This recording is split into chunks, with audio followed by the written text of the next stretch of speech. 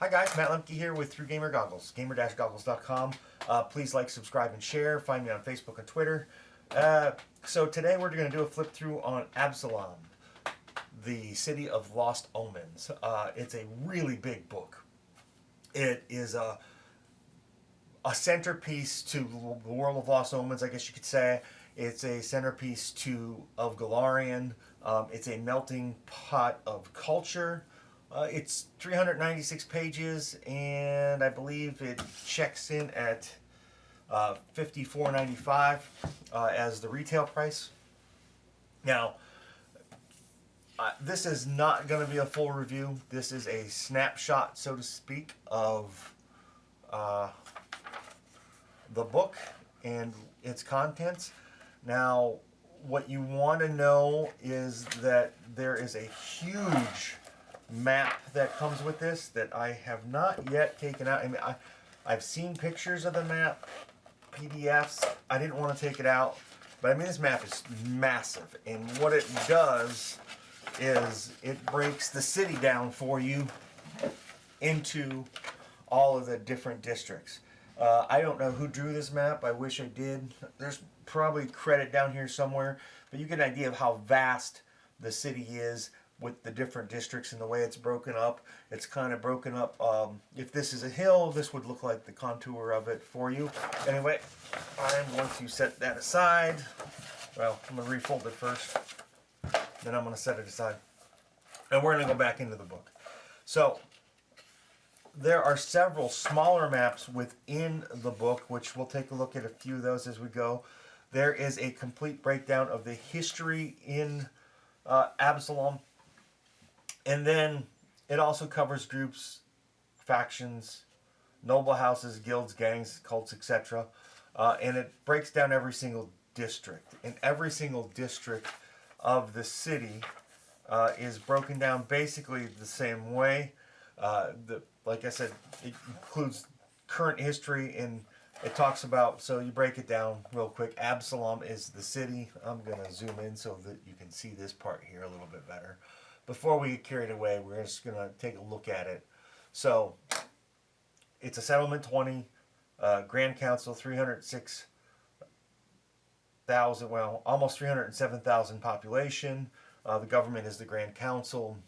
It's got its primary imports, exports, threats, etc. All that's listed here. And then it breaks it down. It starts to talk about the different courts and the different districts of it very briefly. And then it moves into other areas of interest. Put things in perspective. There's probably going to be more books that happen within Absalom. The Grand Bazaar takes place within this city, and they did a whole book on it. So there's a lot of things that are going on here. Like I said, here's the history, and starts with 0 and brings, well, your major events are here, broken down, and then they expand them over yonder. And you can see the timeline is in the sidebar on every page where it lists the main events. And then it moves into government and crime. And the different factions are, I'm sorry, customs and culture are next. And it gives you the different mindset, what it's like to live in Absalom. I am going to go over these things in a much deeper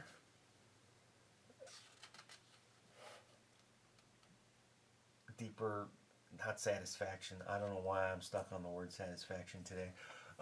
With much more depth later. I actually would like to do a series on the different districts and cover them. So you have a section that I thought was neat in this book on the different types of architecture, and it goes over the different cultures and personas of ancestries and heritage a little bit as to what is where.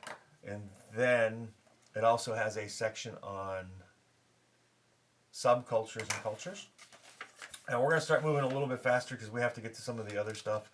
The little sidebars talk about how there's different things like the scandals of printing information, types of things that could happen within the city, There's information exchange is huge. There's talks about media bias, and it talks about how heavily influenced the culture is by media and how it affects it from generation to generation, which I thought was neat because you can take this book and you can apply it to any portion of the timeline you want. It talks about transportation, the trade, and the industry. But more importantly, some of the things that it talks about is, let's see, I got to get to this part. The guide of the city. The first 40 or 90 pages or so, the first 90 pages are all about Absalom in the background. And actually, it is the first, I'll be specific for you, 77 pages. And then the guide to the city is the next section of the book. And what it does is breaks it down a little bit more to give you wide overviews of the entire city. Each section is going to have a map. It's going to have encounter keys to help you decode things and make things easier for a game master to just look at a glance at things once you are familiar with the different symbols. For example, the manacles icon over here is used for a crime report, and then sidebars with the crown continue to give you general information about the city's portion of the culture here. The Eye of Arodon denotes adventure hooks and the harp, popular songs, and sidebars with the Pathfinder logo or the Pathfinder P are connected to other Pathfinder products. So you have a guide as to what you would need and don't need, and then it breaks things down into the different, so it gives you the different, this is all on how to use the book, the next few pages, and then it gives you an index to temples, it gives you a rumor list, so rumor number 20.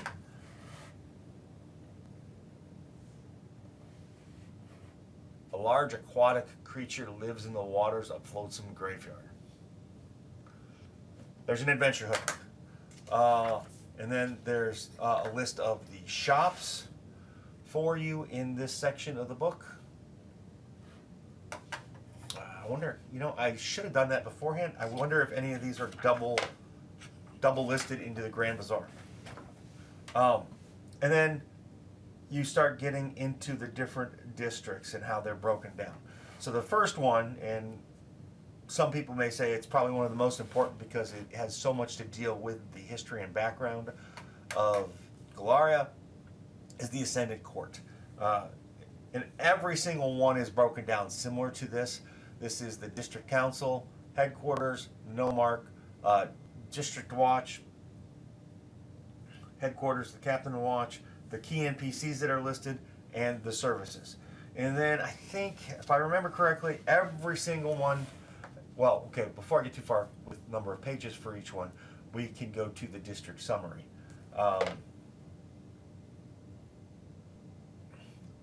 And every single section is going to have a district summary. Now, throughout the book, let's see here. So, I was telling you about more maps. Everyone's going to have another map. This is the map of the Ascended Court. And every single breakdown map is going to have a series of points that the description of the district will talk about. And I think every district is roughly broken down into about 8 pages with certain key elements. Throughout the book, there are 250 points of interest. Those features include everything from locations to persons, places of interest, and events, shops. So here's the coins. Again, the district breakdown with the map. Let's see here. Now, and everyone is basically like that. They talk about the Undercity. They talk about, so one of the better points for me in the book was the Clockwork Cathedral. I just find it very interesting.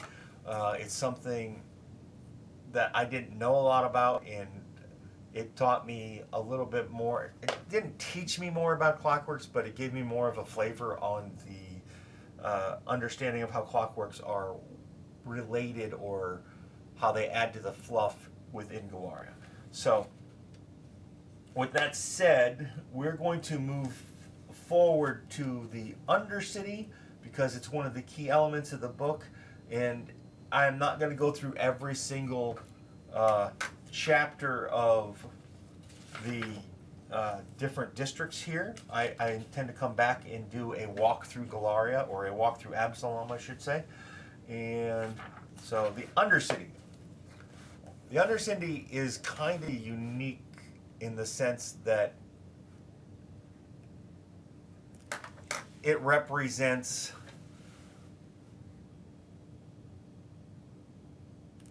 an area that is kind of secretive, but the Undercity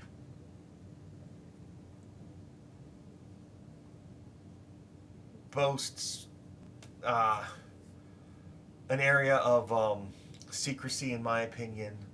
An area that like sets through, in my opinion, secret passages, sewers. It is a place where you can gain secret passage from one part of the city to another.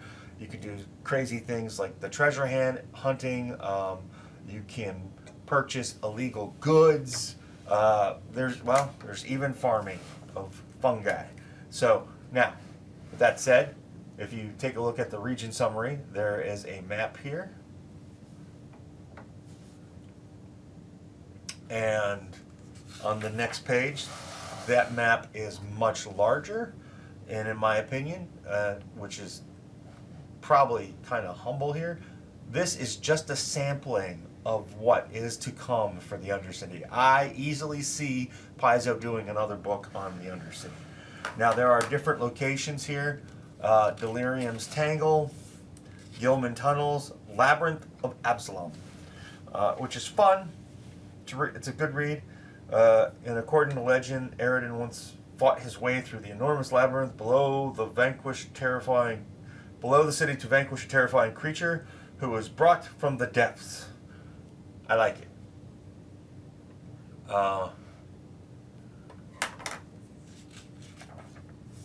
It has the Lost Sanctum of Eridan, which I'll let you read on your own.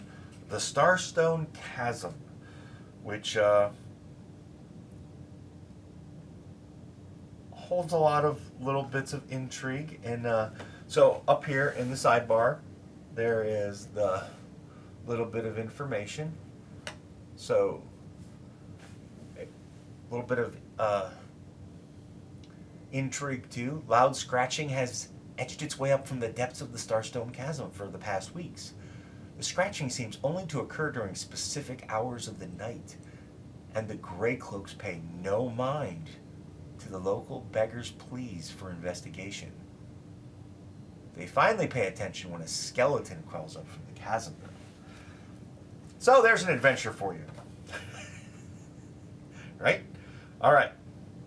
And then, walls, gates, and keeps. So, the city's big enough that it merits a section on the different walls, the gates, and the keeps, the key NPCs, who the guards are, what types of services there are, the different gates, like the Kin Gate, for example, is the first one listed, and it was originally built as a siege castle. So a castle has become a gate. That should put in perspective the size of this city. A castle is now a gate. There is a location summary, which is a little bit different than a region summary or the district summary that it gets. And then on the map on the next page, it's not really so much a map, it's a drawing of some of the different walls, gates, and keeps to give you an idea. The Starwatch Keep, for example, and the Fort Tempest Keep, and the Aslanti Keep. So there's multiple keeps within the city, there's different ports, and each port is broken down. The Sphinx Gate opens into the Western Hold, or the Wester Hold, and the Farms of Forest beyond. And there is, I believe that's a picture of the Western Gate. Nope, that's the Kin Gate. There's the Aslanti Gate. Keep, my bad. And here is a defense tower full of magic and radiant stuff. One of the things that I really liked about the book is not only is it about the city, it is about the outskirts. So in the outskirts it lists again key NPCs, the services you can find, and instead of the regular region breakdown, you get a breakdown of the major powers. I'm not going to go over it too much, but there is a nice breakdown of the NPCs for you. If you want to dive in, there are several NPCs listed. I did not count the number of NPCs, but one of the things that I gathered from reading this section a little bit in the book is that the City Watch is actually very important. And each one of these NPCs has about 1/3 of a page, maybe 1/4 of a page. And there's roughly 400 NPCs in this book. If I did the math correctly, apparently I counted them once. And then after that, there is the Adventurer's Toolbox, which has, well, tools for adventuring, of course.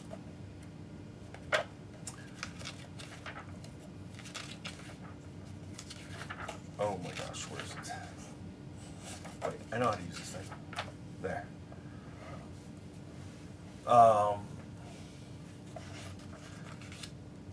So, the Adventurer's Toolbox starts off, well, it's alphabetical, obviously, and it starts with Azraketi weapons.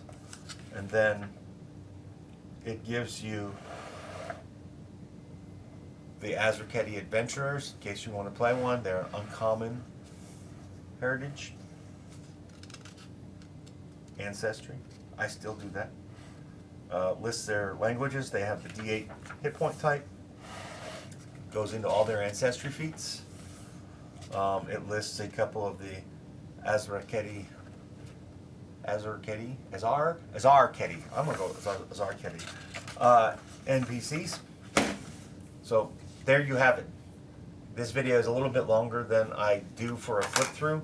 It's about the length that I would normally do for a review, which is one of the reasons why I want to do a bunch of special stuff. But in a nutshell, that's the Absalom City of Lost Omens. It is a very powerful book for a GM.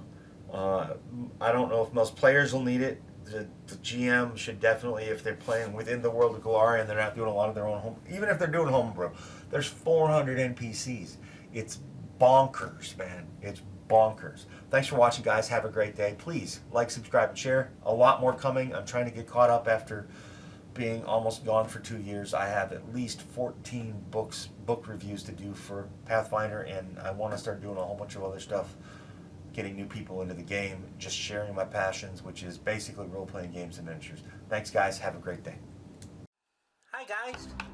Meet the Nibbles, who's gonna go down.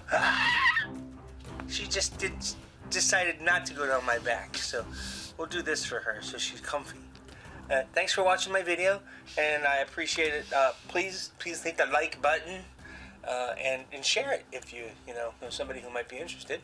And of course, there's always Twitter and the Facebook thingy, and soon I have a newsletter coming. That'll be down there or in the link below, and my kitty cat loves that idea. So anyway, there was one more thing. Oh yeah, subscribe. Be a part of my community, our community. Let's make it grow together. See you guys at a con somewhere, or a local store, or if I'm driving through the country, maybe a game club. I don't know, you're not going to go knock down my camera. Bye, guys.